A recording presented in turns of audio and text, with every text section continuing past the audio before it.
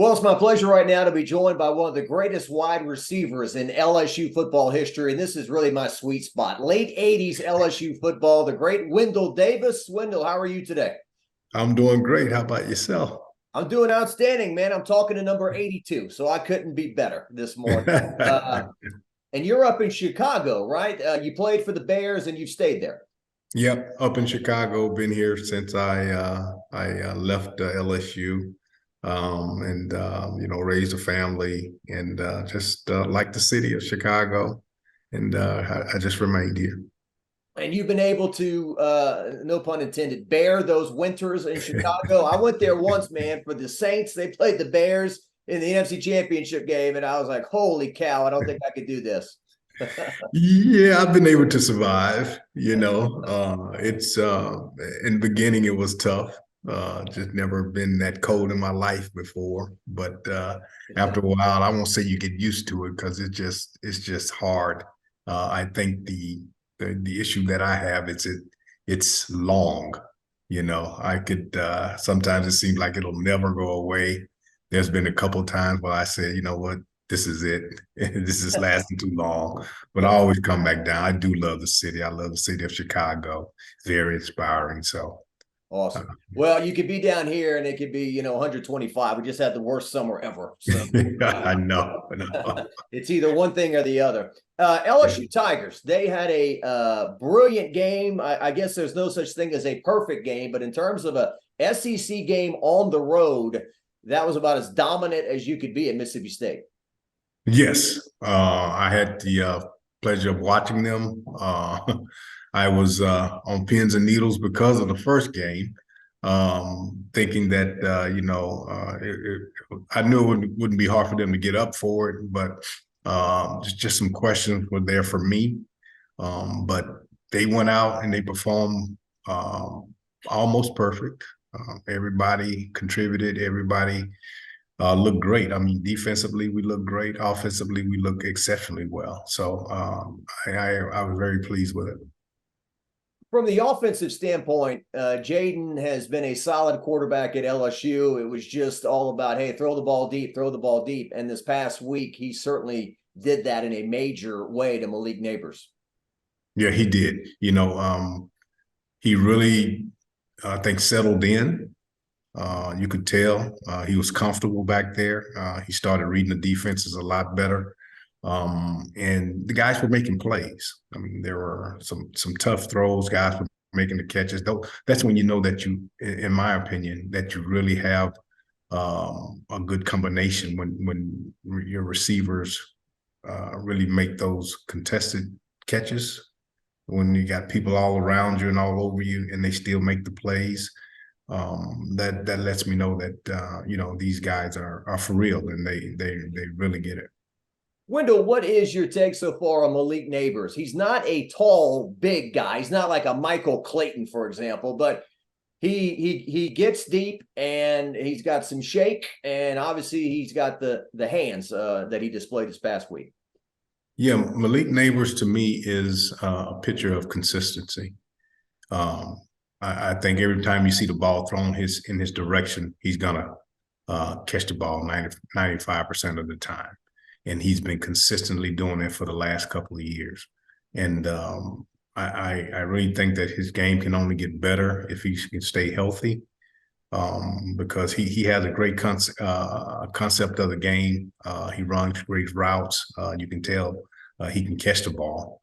He has good body control. You just throw the ball around him and he makes plays. And I think he's accepted this role. I think he is the premier receiver right now for LSU, and I think he's accepted it and he's taking it on. And I think he's going to do well. And just thinking about you, for example, too, and making a comparison with him, is there something to be said about that third year when, I know with you, I think, 84, you didn't play a whole lot. 85, you started to get a little bit of nibble. And then 86, you really broke through, right? Yeah. And, with him, it seems like this third year, he's really taken off.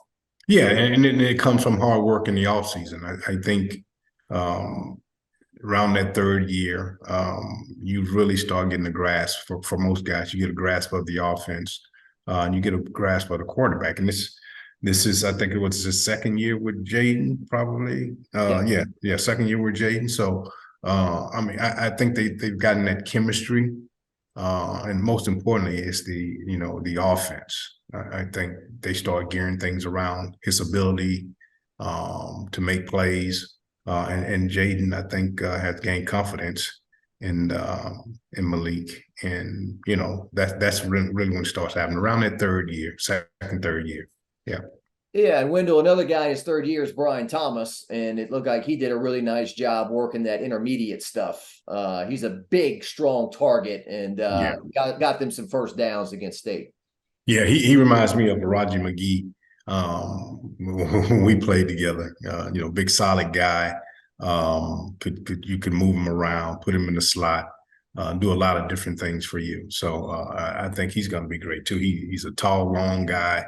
And got some quickness to him, so which is surprising for a tall guy. So I really like him as well.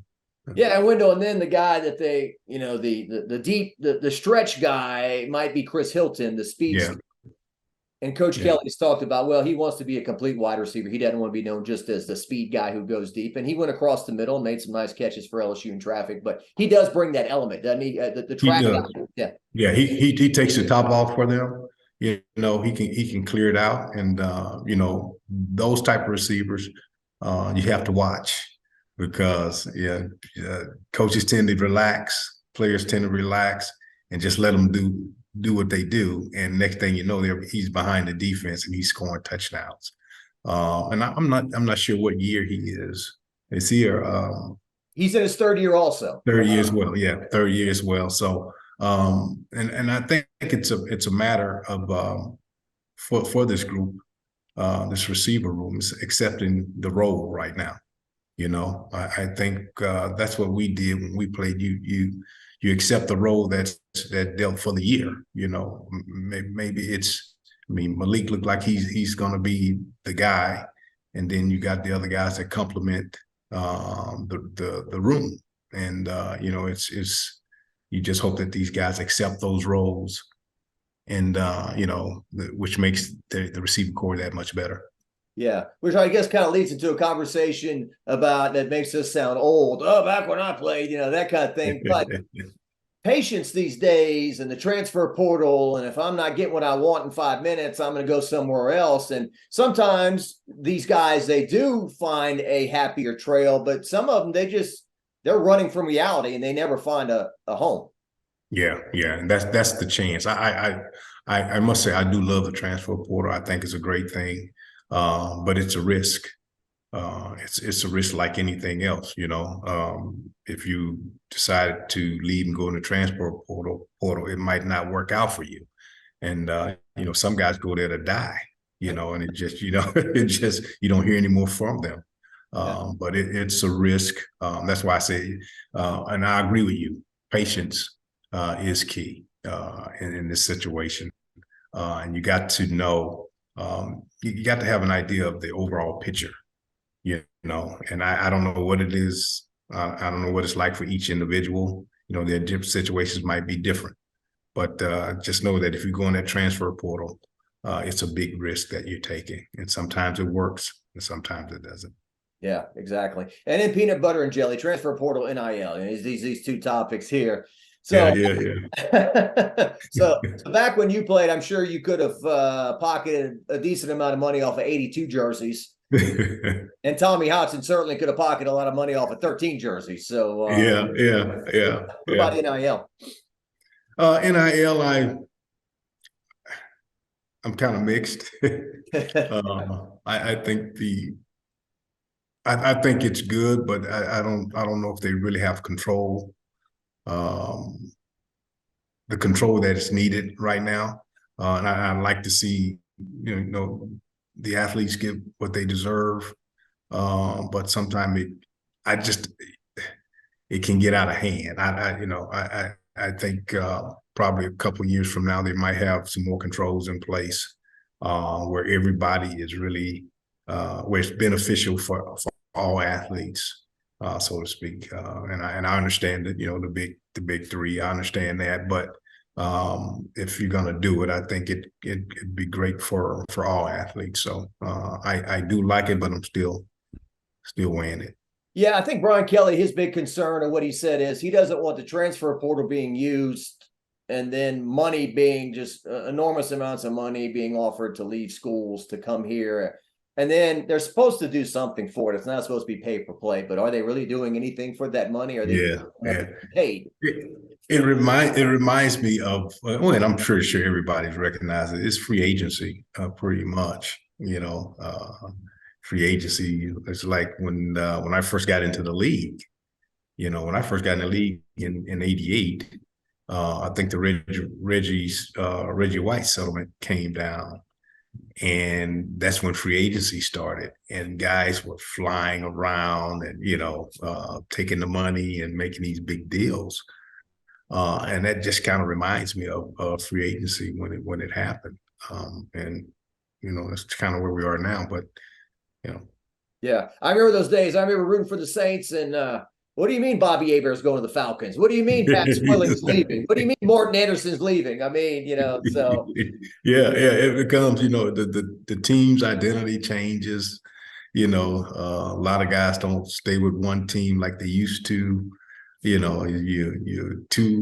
one contract and you're done, and you go on to the next one. So it becomes very competitive. Yeah. All right. So LSU, Brian Kelly, he's kind of a Yankee, right? I mean, kind of up there where you were, not far from where you are, right? In South Bend, Indiana. Yeah.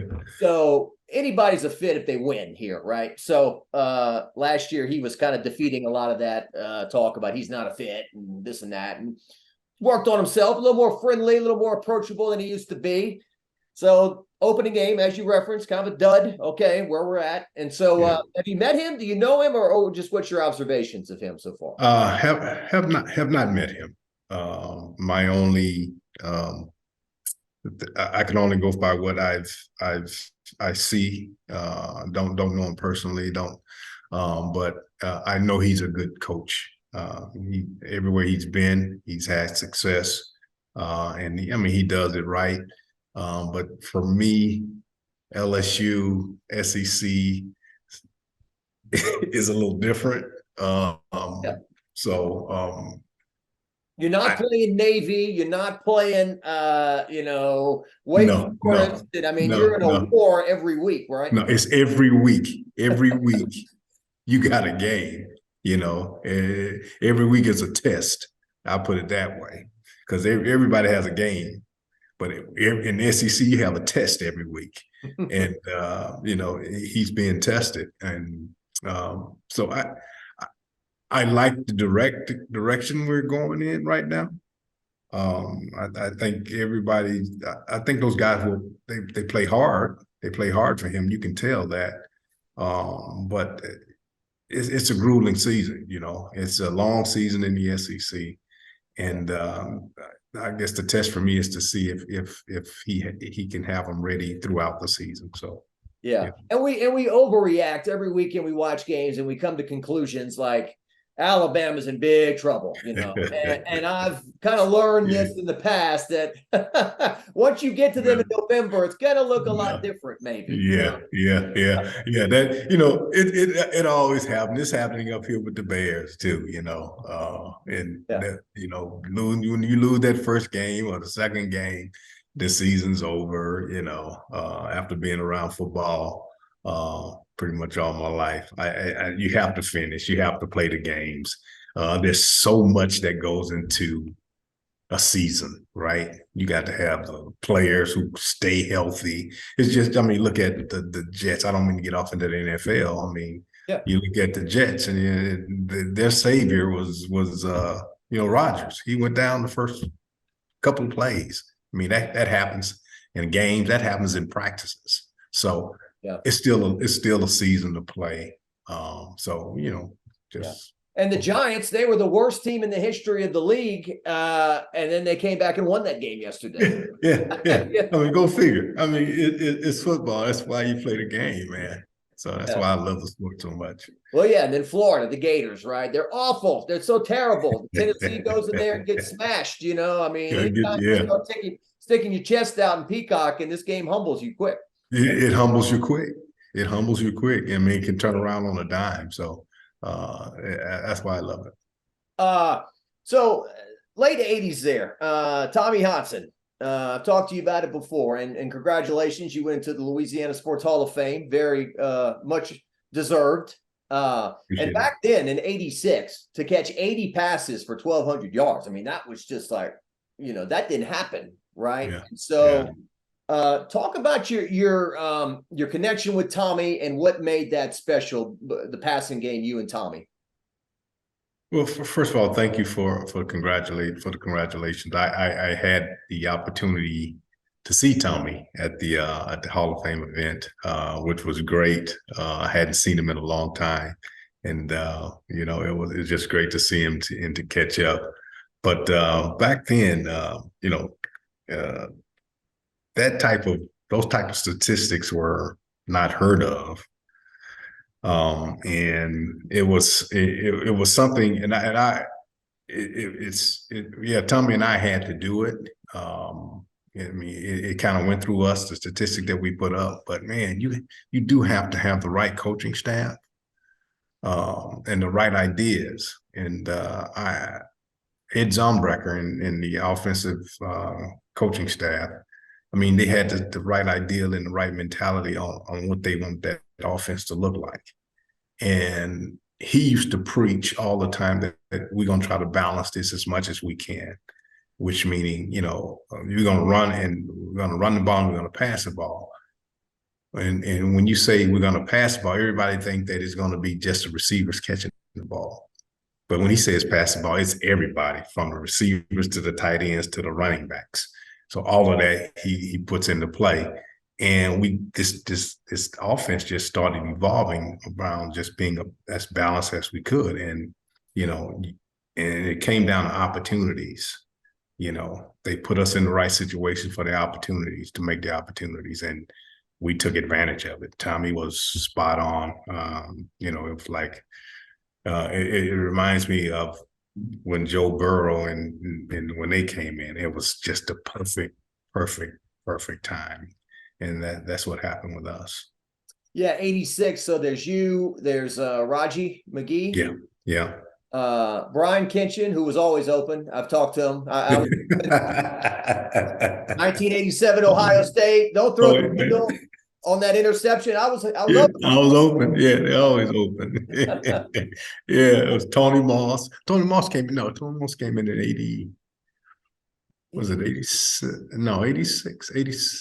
86. He was Tony getting Moss. a few touches, I think. Yeah. A year after I did. Yeah, Tony Moss, and I mean we had a pretty good group. Sammy Martin, yeah, Harvey Williams. I mean, yeah, we had a pretty athletic group. 86 team wins the SEC championship. Bill Arnsparger, as I talked to you about in the past, I learned all this stuff later about in the middle of right when you guys started camp in August. He goes to interview for the AD job in Florida. He comes back. Don't ask me any questions about it.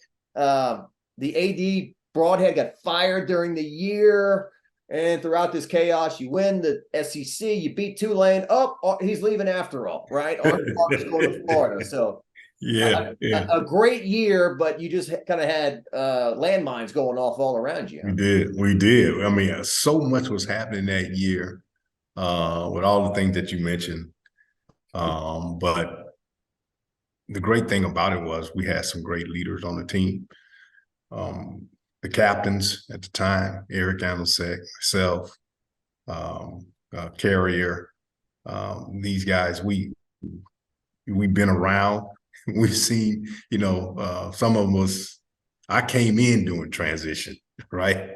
Because when I was being recruited, Jerry Stovall was being fired. But I got started, my recruitment was started with Jerry, and it ended with Bill Arnsparger. So I came in doing transition. So you see all of this going on, but the leaders of that team really made it happen.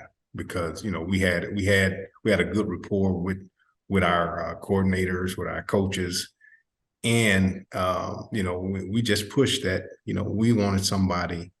If you're going to bring a new guy in, he had to be from our coaching staff. And, we made that request. We were pretty adamant about it. And, that would happen. I just remember when Bill came in and said he was going down to talk, just going down to talk, and we looked at each other and we like, I think he's out of here, guys. Yeah, you're going down to talk. I mean, we're in the middle of season, man. That's about what? what are you going to talk about? Just tell him over the phone. No, I'm not interested. Yeah. But yeah. I think Mike Archer told the same story. He said, Mike, you're going to look after practice today. I'm going to Florida to talk to him. About what? What are you going to talk about? Is that now? Is that for next year? Is that? I'm just going to go talk to him. So yeah, I'm going to talk to him. And he would say that and just like, that's the end of it. I'm just going to talk to him. Don't ask me why. I'm going to talk. Yeah, like, yeah. He did have a bit of Saban in him, right? I mean, he was a defensive guy and relatively friendly, but if you started pushing on something that he didn't want to talk about, it shut down. Yeah. You don't want to get on his bad side. No way.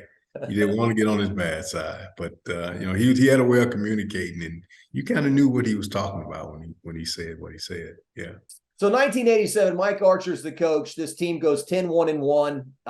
It wins a bowl game for the first time in a long time. Bowl games had been not good. With I think Archer lost all three. Although Nebraska was a powerhouse, I think that was 2 of the 3 losses. And then Miami in the Orange Bowl? No, we lost to Baylor. Again. Yeah, we lost to Baylor in the. What was that bowl? The Liberty Bowl. Yeah. Oh my God. Yeah, we could do 30 minutes on that nightmare, right? Chris Carey. Oh my goodness. Ooh, that was a nightmare, man. Was he out trying to practice? You're locked out of the stadium. It's freezing cold. Y'all don't have anything to eat. It's like, come on, let's finish up, man. Let's get out of here. It's like, win or lose. Had some guys driving in from different parts of the country, like ships in the night. Yeah, it was bad to say. It was bad.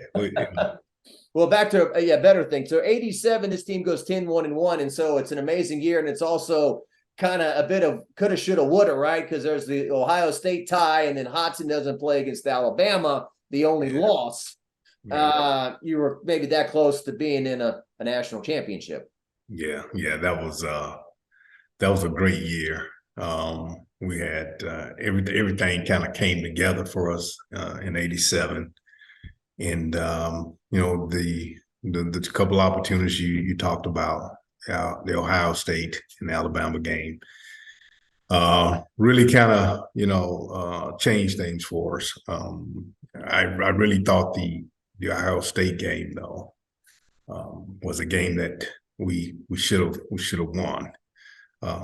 And unfortunately, at the end of the game, Tommy and I just, if ever you have a miscommunication, that's not the time to do it. It happens. Believe it or not, it happens in the game. You miscommunicate, but that really, that at the end of the game with that interception and that whole thing, really kind of changed the season for us. I mean, I think we could have looked at one way. We were very motivated after that. We were very motivated, but if we would have won that game, I think we still would have had a shot. Well, yeah, for the younger people, they say tie. What? There was a tie, and the overtime, and it was a case of, we're about to win. Oh my God, we threw an interception. We're about to lose. They're going to field goal, and LSU blocked it, and then it was a 13-13 tie. So. Yeah. But we were about to win. We were driving, man. We were this close, this close to scoring a touchdown, and interception happens. So. Well, I think Archer said the first bit of hate mail he got was after that game for throwing the ball and throwing it away, and they should have, of course, after the fact, should have run the ball and kicked the field goal and win, but so I love our fans, man. I love our fans. Oh my goodness! If you would have zigged instead of zagged and caught the touchdown, that never be, that never would have happened. And the very first game I ever went to was the next week y'all played Florida. Emmitt Smith was a freshman running back. And I think the next week he played it closer to the vest. And I putting the ball in the air, kicked the field goal, and Yeah, yeah, 13-10, y'all won that one. So yeah. That was a good game as well. let's finish with this. So the bowl game against South Carolina, the Black Death defense, as they called it. They wore these black jerseys and they had this defense and 9 catches for 132 yards and 3 touchdowns. Tommy Hudson and Wendell Davis put on a show. Your last game as a Tiger, you definitely went out on a very, very high note. Yeah, that was a very memorable game for me and for the team. First of all, as you stated earlier, we had not won a bowl game since I was at LSU. And so that in itself, winning that game, which is really made it special. And then to perform like we did just was like icing on the top because I mean, everybody, Tommy had a great game. I had a great game. Defense played stellar. You know, we answered a lot of questions, especially about the Black Death defense. You know, it was touted as this, you know, blitz, blitz, blitz. They put this pressure on you and this type of thing. And they just didn't know they gave us too much time to prepare. And our coaches put us in great positions. And everything they threw at us, we had an answer for. You were one-on-one really with those guys, right? And pretty much. Yeah. Catch the ball and he missed and it was over, right? It was over. Yeah, it was over. And they were not the mistake they made, they were not coming up playing. When they were playing one-on-one, they were playing off, you know, inside technique and playing off. And that's the mistake they made. And they were trying to put pressure on Tommy without putting pressure on our receivers. And just gave us, you know, all kind of room to do what we wanted to do. And having a receiver coach like Jerry Sullivan, who used to, you know, teach us how to, you know, make a route look like you're going to do one thing and actually you're doing something else, really confused them. And we were, you know, Tommy was just picking them apart. Yeah. Jerry Sullivan, he's still coaching. I saw him with the Cardinals. He's no, I think he's just consulting now. Yeah, I recently talked to him, and he's doing some consulting. He does it at both levels in the NFL and also at college. Yeah, because in 2018 he was still in the LSU staff with that Ogeron going to that Fiesta. I mean, yeah, he was. Yeah. Hung in there for a long time. And then when we still left, folks, the next year, the LSU went back to getting sunburned on the beach, and we don't give a care, and got smashed by Syracuse in the Hall of Fame Bowl the next year. So that was those years you kind of blank out, you know, but it happens, you know, over the years, LSU has, I mean, been in the top athletic programs, and now that I mean we baseball, basketball, football, you know, overall, I think LSU is one of the top athletic schools in the nation. Well, yeah, what's it like now?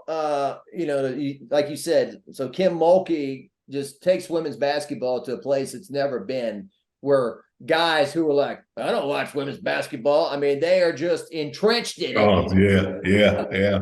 You know, whatever Mulkey does, you know, I'm watching, and Grease and these young women who have become these superstars. And Jay Johnson in baseball, doing what they did, and now, you know, football, everything's at a pretty high level there. Yeah, it is. And, you know, you can see it. And being up here in Chicago, which is a sports town, you know, they hear that you went to LSU. Oh, you know, the LSU got great athletics, the football. I mean, they're just, you know, people know LSU athletics and how good they are. You know, I saw Kim Mulkey. I came back and I was visiting Verge Osbury over there in the athletic department. Kim Mulkey came walking out, and I was shocked, and I was excited to see her. You know, I had to take a picture with her and, do the whole thing. She's like, and now she reminds me of Deion Sanders pretty much. She's flashy. I like her. What she does on the court. Everything. It's amazing. And she's changed. And the LSU has changed the face of women's basketball. I mean, people really watch women's college basketball now. Yeah, I love that comparison. Kim Mulkey and Dion. That makes sense. That flashy, resurrected, move the needle for sure. Exactly. I didn't plan on asking you about Deion Sanders, but he's 3-0 and he's got people staying up till 2 a.m. watching Colorado football. I mean, I had doubts about him. Can he run a program? Does he know what he's doing? But it's working out so far. Yeah, it sounds like this is what he was built for. I think out of all the accomplishments that he's had, I think this is what he was built for. And everything has worked out for him and all those people that he's helped to this point. So I'm happy. I think he's doing a great thing. You get a lot of questions now about, is he going to go to the NFL? I don't know. It's you hope he could have. I like the impact that he's having on the young men today.